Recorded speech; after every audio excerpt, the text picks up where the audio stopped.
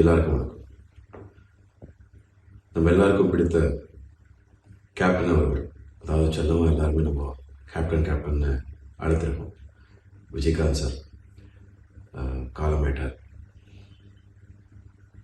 இதே டிசம்பர் மாதம் தான் 2003 22 மாலை அதே விபத்தில் சிக்கியிருந்தேன். எனக்கு இன்னும் நல்லா ஞாபகம் இருக்குது.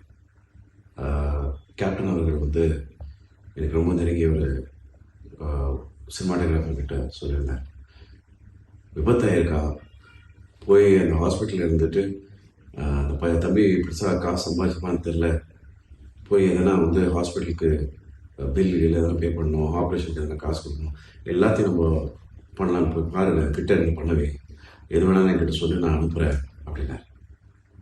அந்த வார்த்தையில் எனக்கு மறக்க மாட்டேன். ஏன்னா எங்கள் அப்பாவுக்கு அது பெரிய ஒரு ஊக்கமாக இருந்தது. அன்றைக்கி நான் உயிருக்கு போராடிட்டு இருந்தேன். அந்த நேரத்தில் இதெல்லாம் வந்து ஒரு பெரிய தைரியத்தை கொடுக்குது. என்றைக்குமே எல்லா நடிகர்களுக்குமே கிட்ட இருந்தவர், அவருக்கு துணையாக இருந்தவர் கேப்டன் அவர்கள். இன்றைக்கி அவர் காலமாயிட்டாரும் போது மனசு ரொம்ப கஷ்டமாக இருக்குது. என் திருமணத்துக்கு முதல் வந்த மனிதர் கேப்டன் அவர்கள். இன்ஃபேக்ட் நாங்கள் மேலே மேடை ஏறதுக்கு முன்னாடியே அவர் வந்தார்.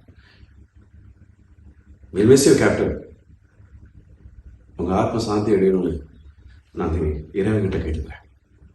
முதல் முறை ஒருத்தருக்காக எனக்கு என்ன அறியாமல் miss you captain, rest in peace.